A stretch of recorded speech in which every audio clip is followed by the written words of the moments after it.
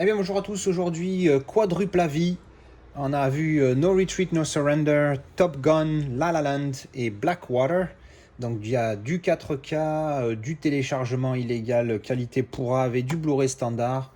Il y a du très bon et du moins bon et du haché partout. Vous allez voir ça. Allez, je vous envoie ça tout de suite, on se retrouve juste après. Bon. Je viens de finir No Retreat, No Surrender. Ça, c'est compliqué. Disons qu'on là on rentre dans un niveau de chiasse assez extrême, j'ai envie de dire. Comment puis-je exprimer ce que je pense de ça? Parce que je vous avoue que le décrire comme un film, c'est faire insulte à d'autres films. Enfin, je ne sais pas, mais d'accord, il date de 1985. D'accord, c'était pas fait pour être un grand film. Mais putain! Alors déjà, il faut que je vous explique pourquoi j'ai regardé cette bouse. Mon pote Steve, un jour, m'envoie un message et me dit « Putain de Dieu, je viens de regarder un film. C'est la pire bouse que j'ai jamais vue de l'histoire de ma vie. » Alors, je ne me rappelle plus les détails exacts de son texto, mais c'était assez évocateur. Et il me lance le défi, il me dit je regarde Midsommar et toi tu regardes ça. » J'ai dit « Combien de temps il dure ta bouse ?» Il m'a dit 1h25. J'ai dit « Deal. » Parce que Midsommar, c'est 2h30 de calvaire. Là, c'est 1h20, mais... Comment... Enfin, je sais pas. Dans un sens, Midsommar est pire, à mon goût, encore une fois, parce que c'est vraiment de la merde du début à la fin, ce film. Celui-ci, c'est tellement nul que limite, tu rigoles, tu vois. Alors, je sais que c'est le principe de certains nanars, il y en a qui aiment bien regarder des nanars pour ça. Il recommence le film. Ça y est, parce que, évidemment, je n'ai pas acheté cette merde. Il me l'a téléchargé. 20 gigas, s'il te plaît. Un film pourri d'1h20, 20 gigas. Alors, ça va être très simple, on va parler de trois choses. L'histoire, à chier partout. Classique de chez classique, je suis sûr que même en 1985, cette histoire-là, elle avait déjà dû faire 150 000 fois le tour des cinémas, des films et des séries télé, des TV shows, des TV movies, tout ce que tu veux. Alors là, en plus, l'image ne correspond pas du tout au film parce que Van Damme, qui est ici présenté comme un des acteurs principaux, tu le vois un quart d'heure. Tu le vois 5 minutes au début vite fait et 10 minutes à la fin. Basta. Et là, il te présente, c'est genre le Rocky 4, tu vois, les États-Unis contre l'URSS, enfin bref, c'est... Il n'y a même pas d'histoire en fait, c'est tellement nul qu'il y en a pas. Qu'est-ce que l'histoire? L'histoire, c'est ce petit jeune qui idolâtre Bruce Lee et qui veut être un grand combattant. Et puis un jour, il se fait casser la gueule et puis il va voir la tombe de Bruce Lee et puis il dit à Bruce Lee, il faut que tu sois là pour m'aider. Et comme par hasard, 10 minutes après, il y a le fantôme de Bruce Lee qui débarque pour lui. C'est nul, c'est nul, c'est nul. L'acting, je crois que le pire que ça, c'est The Room. Sinon, c'est le pire film que j'ai jamais vu. C'est nul, cliché. Ensuite, on va parler de quoi? Je sais plus. Je sais plus ce que je voulais dire, tellement je suis désabusé. Ah oui, le scénario, j'en ai parlé, je crois. L'histoire, c'est de la merde. Les dialogues sont d'une pauvreté. Une pauvreté. Les dialogues dans Le miel et les abeilles, c'était du Shakespeare à côté. C'est catastrophique. C'est nul. Ça a été écrit par un enfant de 12 ans. Ou alors par un débile qui s'y... Alors entre l'acting et les dialogues, alors là, c'est pas up, je veux dire. Enfin bref. Bon. Je vais arrêter là. Je parle même pas de la qualité soi-disant Blu-ray. C'est granuleux comme c'est pas permis, c'est dégueulasse. Je vous laisse 30 secondes. Hein.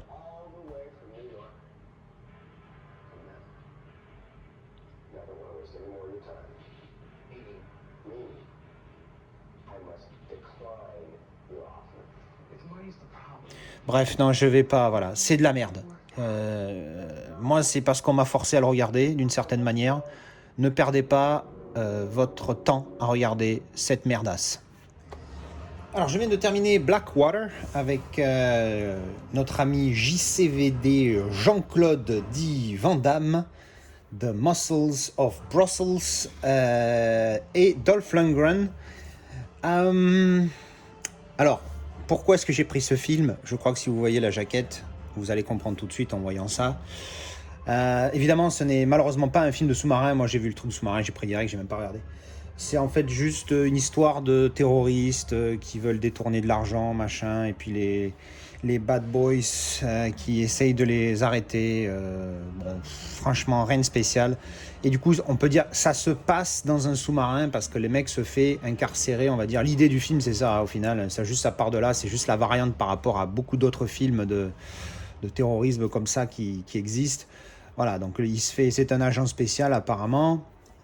Je dis apparemment parce qu'au début on ne le sait pas, qui se fait apparemment, encore une fois, parce qu'au début on ne sait pas, arrêter et qui se retrouve dans une cellule et il se met à discuter avec lui, et évidemment il ne sait pas qui c'est, alors il essaie de faire connaissance, et quitter, qu'est-ce que tu fous là, de quoi tu te rappelles, et quand il lui demande de quoi tu te rappelles, quand Lundgren demande à Van Damme de quoi tu te rappelles, on voit comment il est arrivé là en fait. Et en fait il a les codes secrets pour accéder à je sais pas quoi qu'il voulait, un truc qui rapporte du blé quoi. Et évidemment, après, ben voilà, c'est eux qui veulent combattre les méchants et qui vont sauver l'histoire, blablabla, ultra classique. Bon, ça se passe dans un sous-marin, mais en dehors de ça, il n'y a rien à voir avec les sous-marins. Donc du coup, je ne vais pas garder ce film parce qu'il n'est pas terrible. C'est le seul truc que j'ai aimé par rapport à ce film, c'est que si vous regardez bien, le générique il va jusqu'en haut et que c'était un full screen, il était en 1,78. Et ça, j'avoue que c'est un vrai bonheur de pouvoir regarder un film. Je le dis à chaque fois, mais c'est tellement vrai. Quand tu vois un film qui prend tout ton écran, là, j'ai mon 140 cm, mon 55 pouces. Il est utilisé à 100% de ses capacités et ça, c'est génial. Les barres noires, c'est tellement négatif pour les téléviseurs. Ceux qui ont les vidéoprojecteurs, ils s'en foutent, mais ceux qui ont des téléviseurs, c'est-à-dire beaucoup de gens comme moi, c'est vraiment ennuyeux de ne pas pouvoir profiter de la totalité de son écran. Bref, en dehors de ça, la qualité du Blu-ray, ça va, correct, RAS. Rien de spécial, la piste son est pas top, mais bon, c'est pas ce qu'on cherche. Je crois que là, pour la note, je vais mettre... c'est tellement classique et c'est pas exceptionnel. Il y a un petit twist à la fin, mais c'est le truc, encore une fois, ultra classique, rien d'intéressant. Limite, on n'est pas surpris parce que voilà, il n'y a rien de nouveau. J'hésite entre 3 et 4. 4, ce serait gentil. 3, ce serait un peu... allez, 3, ouais, 3. 3 parce que franchement, c'est pas terrible. Voilà. Bon, ben, c'est un film qui se passe dans un sous-marin, mais pas de sous-marin. Voilà, ça c'était mon avis sur Blackwater.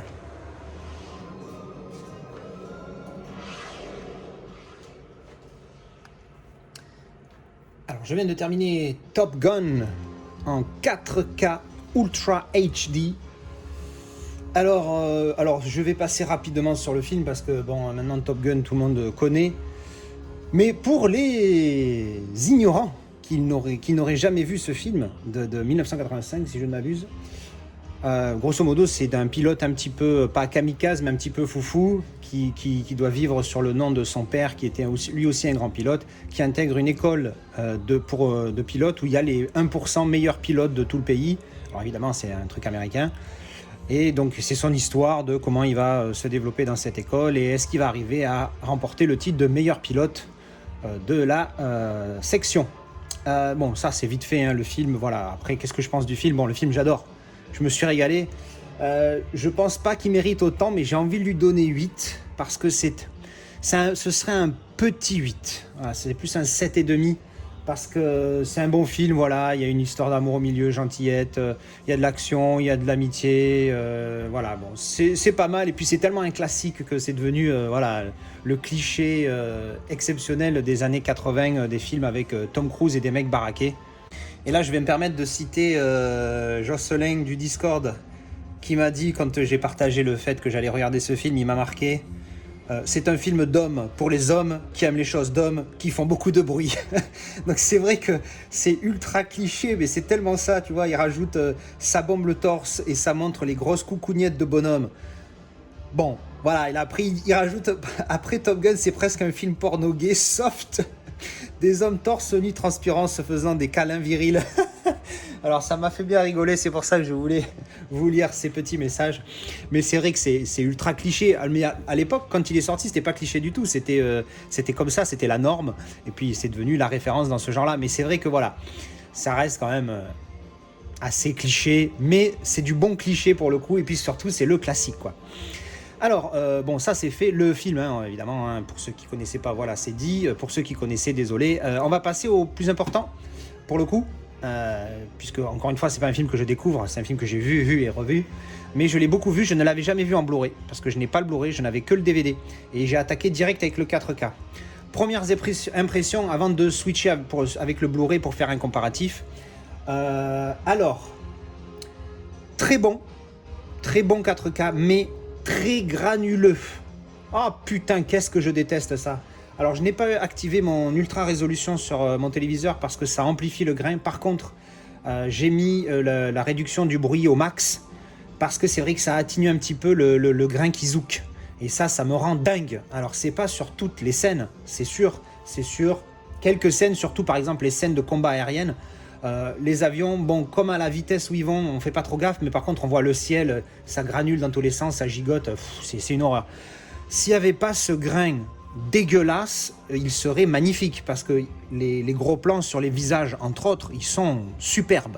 Je les ai trouvés vraiment, vraiment très bons, quoi. C'est vraiment, encore une fois, c'est pas un film que je connais par cœur, donc c'est difficile de me dire, ah oui, la dernière fois que je l'ai vu en DVD, il était de moins bonne qualité, etc. C'est sûr que si je glisse ma galette DVD dedans, je vais avoir les yeux qui saignent, mais bon. Du coup, je peux pas savoir par rapport au Blu-ray, mais je peux vous dire en tout cas que de première impression, sans me rappeler de rien du tout, même du DVD, c'est du très bon, très bon. En plus, il est en Dolby Vision, donc ça envoie le pâté. Il est vraiment bon, la colorimétrie est top, le piqué est vraiment nickel, hein, la netteté, elle est vraiment belle. Encore une fois, sur les visages, quand il y a des gros plans, tout ça. Après, c'est vrai que quand on a des plans larges, le grain, il gâche tout. Hein, mais bon, après, il y en a qui aiment. Hein. Il en faut pour tout le monde. Bon, allez, je vais glisser le Blu-ray et faire des petits comparatifs. Ah oui, j'oubliais, avant que ça me sorte totalement de l'esprit, l'audio. Alors c'est vrai, comme vous le savez peut-être, pour ceux qui me suivent depuis un moment, je ne suis pas équipé Dolby Atmos, je n'ai que du 5.1 Dolby Digital. Eh oui, je sais, je suis old school. Mais alors la piste audio, les batailles, les combats aériens, oh, ça envoie du pâté, mais du pâté haute qualité, hein. C'est du lourd, hein. J'imagine même pas avec un Atmos, avec les 2 ou 4 speakers sur le au-dessus, ça doit envoyer du sale. Si vous avez du Atmos et que vous avez regardé ce film, s'il vous plaît, donnez-moi votre avis dans les commentaires. Mais rien qu'en 5.1, ça envoie de la patate. Ça bim bam boum, je vous dis, les batailles aériennes avec les réacteurs d'avion, etc., quand il se passe, les bruits des batailles aériennes, tout simplement, c'est juste exceptionnel. Donc j'imagine même pas avec un Atmos comment ça doit donner du sale. Avec mon petit 5.1 DD, j'arrive quand même à m'être régalé, alors j'imagine même pas ce que l'Atmos doit donner. Allez, je m'envoie vite le Blu-ray pour faire les comparatifs. Alors, je viens donc de faire un petit test, j'ai balancé la galette du Blu-ray, et pour être sûr, j'ai remis le 4K derrière. Alors, la fameuse question, est-ce que ça mérite un upgrade ? C'est délicat parce que le Blu-ray est vraiment bon. Comme d'habitude, il y a le même problème. Le fait que le 4K soit si précis, il attrape tout le grain de la pellicule et c'est vraiment moi ce qui me casse les choses. C'est que voilà, c'est super granuleux. Le 2K est moins granuleux, mais clairement le HDR Dolby Vision envoie du sale sur le 4K. Et évidemment, un meilleur piqué et beaucoup plus précis, une meilleure définition, surtout encore une fois sur les gros plans, sur les visages. C'est clair et net qu'il y a une amélioration. Après, est-ce qu'elle vaut le coup d'upgrade ? Si vous avez pas le Blu-ray, vous allez direct au 4K, il n'y a pas de débat. Si vous avez déjà le Blu-ray, sachant que le Blu-ray, voilà, ça se revend 3 €, 4 € maximum, et que le 4K va vous coûter 15 ou 20, si vous êtes ultra fan du film, oui, allez-y, parce que comme d'habitude, quand c'est son film préféré, il faut avoir la meilleure qualité, ou un de ses films préférés, ou alors un film culte. Enfin, vous avez compris mon idée. Sinon, franchement, je pense pas que ça vaille le coup. Si vous aimez bien le film et sans plus, vous cassez pas la tête à investir dans le 4K. Oui, évidemment, il est mieux. Encore une fois, 99% du temps, les 4K sont mieux. Mais comparé à d'autres, c'est clair qu'il mérite plus un upgrade. c'est vrai, ouais, c'est délicat. Voilà, voilà, je m'embrouille.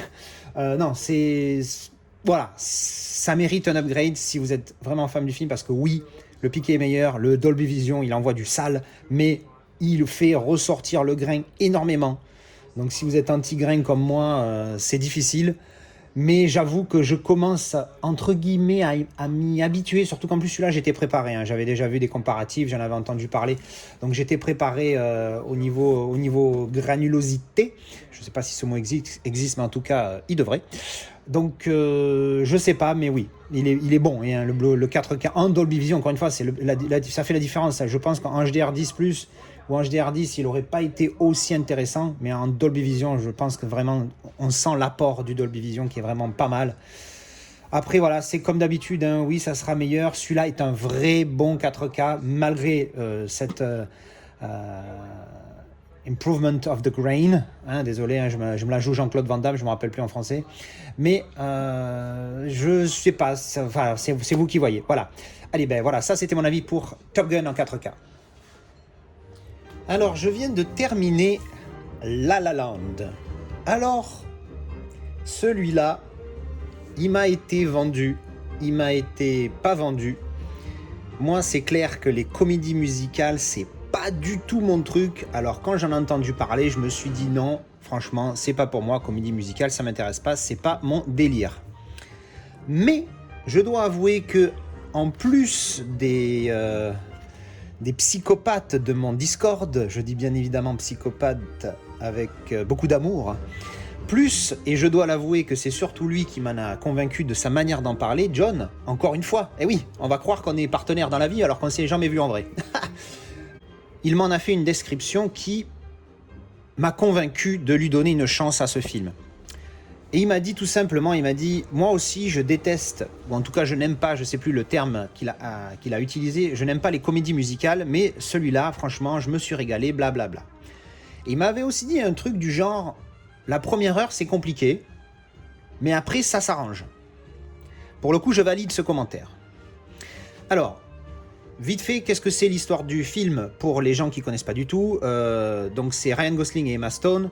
Ryan Gosling, il joue le rôle d'un joueur de piano de jazz qui essaye de développer sa propre, qui veut ouvrir son propre club. Et c'est une actrice qui essaye de percer et elle passe des auditions depuis plusieurs années, etc. Et donc elle veut être actrice, lui il veut ouvrir son club de jazz. Ils ont tous les deux ce rêve. Et en fait, c'est leur histoire d'amour au final qui parle. En fait, le film parle de ça, quoi. Mais alors, je vous cache pas que j'avais mis le film et au bout de, je vous jure que je ne déconne pas, c'est pas une façon de déconner, machin ou quoi.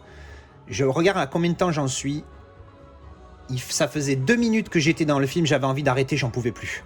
Parce que la première scène du film, c'est ils sont sur une autoroute, ils sont dans des bouchons et d'un coup, genre les mecs s'arrêtent, tout le monde sort des bagnoles et danse et machin et bidule. Oh putain, qu'est-ce que ça me gonfle ça. Oh là là là là là, j'ai souffert.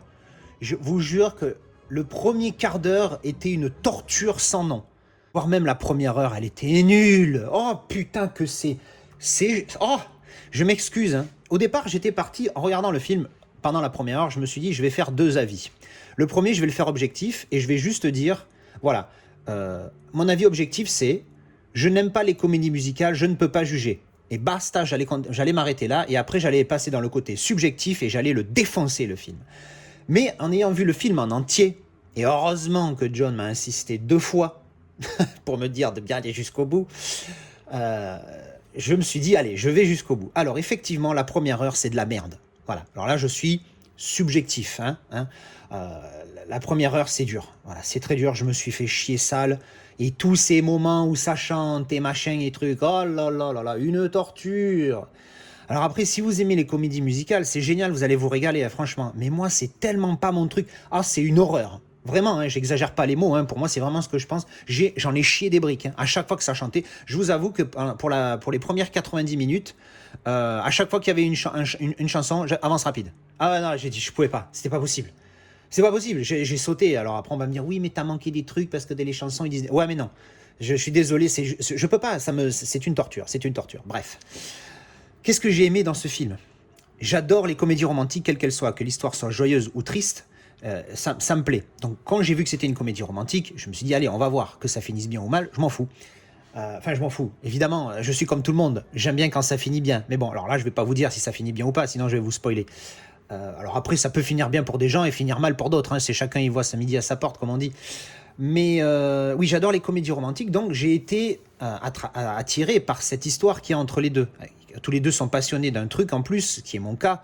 Donc je sais, j'ai des passions, mon métier c'est une passion, donc je sais ce que c'est que de vivre de sa passion et d'essayer de percer pour vivre de sa passion. Et franchement, c'est génial. Donc du coup, j'ai accroché là-dessus. La première heure, les personnages, je vous garantis que j'ai accroché que dalle. Mais effectivement, il dure 2h08. Hein, enfin, en fait, il dure 2h08, mais il y a 8 minutes de générique. Donc, il dure 2h pile. Enfin, 2 heures de film sans le générique. Bref, vous avez compris. La première heure, vraiment, je vous jure, c'est dur. Mais à partir de la première heure, enfin, il commence à se passer vraiment quelque chose. Et je rejoins John, mais pas John Steelbook, un autre, Jocelyn de mon Discord, qui effectivement avait commenté et avait dit qu'il y avait 40 minutes de trop dans ce film. Il s'est fait bâcher comme un malade. Ben là, pour le coup, je le rejoins, mais 100%. Il y a facile 40 minutes de trop dans ce film. La première heure, je vous dis, c'est de la merde. Enfin, je m'excuse, hein, je vous dis ce que je pense. Après, si vous avez aimé, vous me connaissez maintenant, hein, je vous dis comme je le pense, ça ne veut pas dire que je ne vous respecte pas si vous l'avez aimé. Mais la première heure, c'est nul. Il y a 40 minutes de trop. Il a dit 40 minutes, moi je pousserai 45, voire 50, 55 minutes. Allez, 50 minutes parce qu'il faut 10 minutes d'introduction au début, et après tu balances l'histoire. Mais franchement, le début, tu peux skipper, tu peux passer des trucs, franchement, sans problème. Bref. Donc au final, vous me voyez vraiment très indécis sur ce film. J'arrive pas à donner une note. Franchement, là, je pense qu'il faudrait que je réfléchisse 10 minutes avant de trouver une note. Et il y a aussi cette question que je me pose de est-ce que je vais garder ce film? Parce que je me vois pas regarder le film en démarrant au bout d'une heure, parce que je vais manquer des petits bouts. Parce qu'en fait, c'est des petits morceaux qui manquent. Sur la première heure, il y a des petits morceaux, tu collectes quelques minutes de présentation des personnages du début, présentation de l'histoire, que tu gardes pour la deuxième heure du film. Donc, je me vois pas me frapper cette heure de souffrance une fois de plus à l'avenir pour voir la fin. Donc, je suis très indécis sur ce film. Voilà. Alors après, la deuxième partie, oui. Là, on est attiré. Alors, il y a encore 2-3 chants à la con dans la dernière heure. Mais ça, c'est pas... Alors, pour le coup, le seul que j'ai pas skip, c'est la dernière. La dernière que j'ai laissée parce que j'ai senti, et j'ai eu du pif, et j'ai bien fait, j'ai senti qu'il fallait que je la regarde pour comprendre la fin du film.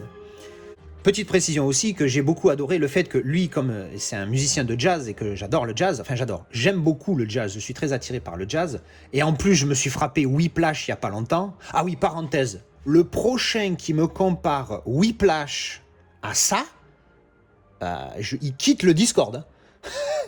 Je déconne bien sûr, mais dans le Discord, j'en ai entendu un ou deux qui m'a dit « je préfère La La Land à Whiplash ». Alors encore une fois, je veux bien comprendre qu'il y a une question de goût, mais c'est incomparable. Whiplash, c'est du 9 sur 10 chez moi, et ça frôle le masterpiece de la manière dont c'est joué, de l'histoire, de l'intention, de l'intensité pardon, dans le film et tout. C'est limite, je pense que la deuxième fois que je vais regarder Whiplash, je vais lui mettre 10 sur 10, franchement. Là, je me suis emballé, peut-être, enfin bref, mais incomparable. Whiplash, il est au-dessus, il n'y a rien. Au-dessus, c'est le soleil, comme dirait l'autre. Bref, ça c'était pour la petite parenthèse, parce que je sais que je l'ai lu dans le Discord il n'y a pas longtemps. Oui, donc encore une fois, je suis très indécis sur ce film. Vais-je le garder? Ne vais-je pas le garder? Alors déjà, vous vous doutez bien que ça ne sera pas plus de 6 la note, hein, ça c'est clair et net. Déjà, je pense à 6, ce serait une note ultra sympa de ma part de lui mettre 6. Encore une fois, à mon humble goût, à mon humble avis. Je suis franchement indécis, je ne sais pas. D'ailleurs, je pense que je vais faire un cut énorme dans cette vidéo parce que je suis en train de trop blablater pour savoir combien je vais mettre de notes à ce film. Bon, je viens de prendre une petite minute de réflexion sans parler. Je pèse le pour, le contre. Même si j'aime bien la deuxième partie, même si je trouve, oui, je ne l'ai pas précisé, mais que l'acting est bon. Alors après, j'ai du mal à juger parce que c'est beaucoup... les acteurs, ils jouent en mode comédie musicale. Des fois, ils se mettent à chanter, à machin. Cette partie-là, je ne vais pas la juger. Je juge juste leur acting. Alors Emma Stone, je sais... Alors attention les gars, calmez-vous. J'aime bien. Mais je sais que vous êtes des malades. J'ai des mecs dans le Discord, c'est des dingues des mastones. Hein. Attention, hein, tu lui touches un cheveu. En plus, ça, elle était rouquine dans le film. J'avoue que j'ai un petit faible pour les rouquines. Mais malgré tout, Emma Stone, moi, je ne suis pas non plus à fond comme la plupart de mes chers collègues. Mais voilà, l'acting, je l'ai trouvé bon. J'irai pas plus que ça. Juste bon, voilà, sans plus. Je vais dire 4, voilà. Je vais dire un 4. Voilà, je vais mettre 4 sur 10. Parce que voilà, c'est dommage. L'histoire est vraiment sympa. La deuxième partie est vraiment bien. Voilà, la deuxième partie est bien et la première partie est à chier partout. Voilà. Et puis les chansons, bon voilà, je m'excuse, mais moi c'est pas mon délire. Donc prenez ça en compte quand vous entendez ma review. Hein. Alors après, 4K Ultra HD, comme vous pouvez le voir, et pardon, j'ai cogné la lumière. Alors là aussi, pour le coup, rien à voir avec le film, je peux être assez objectif. J'ai été déçu du 4K. Et d'ailleurs, avant de vous en dire plus, je vais balancer le Blu-ray pour voir les différences. Alors, donc, je viens de mettre le Blu-ray. Alors, je sais pas si ce film cherche à m'emmerder, mais le Blu-ray est meilleur. J'ai pas compris. J'avais trouvé le 4K très moyen. C'est vrai que quand je l'ai regardé, je me suis dit, on dirait un bon Blu-ray, mais sans plus. Voilà, il casse pas trois pattes à un canard. Loin de là. Et là, je viens de mettre la galette Blu-ray dedans. C'est mieux. Je trouve que... Alors, les couleurs, c'est là où... Je suis un peu... Les couleurs, c'est à peu près... C'est kiff. Elles sont plus belles sur le 4K, mais les sombres, les noirs, tout ça, sont beaucoup mieux sur le Blu-ray, sur le 4K. Par contre, le piqué est mieux sur le Blu-ray, je trouve. C'est bizarre parce que, enfin, je sais pas, je trouve ça très très bizarre. Alors, ça doit être moi, hein, je pense que vous allez me corriger dans les commentaires pour ceux qui l'ont vu et qui peuvent me donner leur avis. Par contre, un truc que j'ai noté, et alors là, c'est not debatable, c'est qu'il n'y a pas de grains sur le Blu-ray alors qu'il y en a ta mère sur le 4K. Voilà, le 4K, il est blindé de grains alors que le Blu-ray, il est nickel. Donc franchement, là, si j'avais su ça avant, je l'aurais regardé en Blu-ray, hein, je vous le dis tout de suite. Hein. D'habitude, je me dis, oui, certes, il y a peut-être un peu plus de grains sur le 4K, mais bon, il est quand même beaucoup mieux et tout. Là, je viens de me refaire les scènes du début entre le Blu-ray et le 4K. Je vous jure, quand j'ai mis le Blu-ray, j'ai dit, mais attends, c'est une dinguerie, qu'est-ce qui se passe? J'ai remis le 4K et effectivement, je l'ai trouvé pire. Alors pourtant, les scènes du début, quand ça chante dans les bagnoles et tout, il y a plein de gens habillés de différentes couleurs, donc les couleurs ressortent et tout. Il y a du piqué à un moment donné, quand on voit le zoom sur la voiture de Ryan Gosling au début, quand il change les trucs sur sa radio, là, on a une scène assez... de plusieurs secondes sur un même point, donc on peut voir la différence de piqué. Franchement, je l'ai trouvé identique, voire mieux le Blu-ray. Franchement, alors là, I am sur le cul, tu vois. Bref, bon, du coup, rien à voir avec le film. Hein. Là, c'est pas le fait que j'aimais ou pas le film qui prend en compte. Bref, franchement, si vous avez le Blu-ray, hein, j'ose pas répondre à la question, vous avez compris. Hein, si vous avez le Blu-ray, ça vous cassez vraiment pas la tête pour le 4K. Même si on vous le donne le 4K, à la limite, le Blu-ray est mieux, hein, franchement. Donc bon, bref. Mais c'est peut-être moi, hein, j'en sais rien. Mais en tout cas, moi, de ma comparaison que je viens de faire, le Blu-ray est meilleur. Et c'est la première fois que je dis ça, à souligner. Voilà, et bien écoutez, vous avez mon avis sur La La Land, un film assez confusant, qui... Voilà, après là, ça fait un petit moment que j'y repense. Je pense pas que je vais le garder encore une fois, parce que voilà, c'est pas un film qui est assez bon pour moi, 4 sur 10. Et en plus, un 4 sur 10 où il y a la moitié du film que je déteste. Donc c'est juste pas possible. Petite mention, je vais rajouter un petit truc. C'est vrai qu'on m'avait bien vendu la fin du film. Et c'est vrai que c'est assez particulier. Si on oublie le côté comédie musicale, vous voyez là, j'ai mis le disque, je l'ai laissé tourner, ça chante depuis tout à l'heure, ça me rend dingue, ça m'agresse l'oreille, enfin c'est un truc de fou. Bref, oui, la partie finale, c'est vrai qu'elle est très intéressante, les dernières 20 minutes où la conclusion du film sont vraiment intéressantes, je trouve. C'est une manière différente de voir une fin dans une comédie romantique au final. Et franchement, c'est intéressant, voilà. Donc oui, regardez-le, si vous n'êtes pas hermétique comme moi aux comédies musicales, regardez-le. Voilà, donc faites-vous votre avis comme d'habitude et puis voilà. Et voilà, c'était donc mes avis sur ces 4 films. Alors, un classique que j'ai redécouvert en 4K et qui franchement est pas mal. Un film que j'ai dû voir sous la menace presque et qui était une torture, une déception parce que bon, évidemment, vu que ça se passait dans un sous-marin, j'en espérais plus, mais bon, voilà, hein, c'était vraiment pas top. Et aussi une déception ici parce que la moitié du film est à chier partout, est insupportable et avec ses chansons, ça me rend dingue. Les comédies musicales, c'est vraiment pas fait pour moi. Mais petite précision que je n'avais pas faite sur La La Land dans ma review, il me semble, c'est vrai que la scène de fin, les dernières 15 minutes sont vraiment intéressantes et donnent une perspective de la vie assez intéressante sur les relations et ce qu'on peut vivre dans sa vie. C'est assez intéressant, voilà. Mais bon, ça suffit pas pour que je garde un film qui dure 2 heures, un quart d'heure, ça suffit pas. Voilà, allez, ben, merci d'avoir regardé cette vidéo. On se retrouve pour la prochaine vidéo d'avis ou de déballage. Ciao!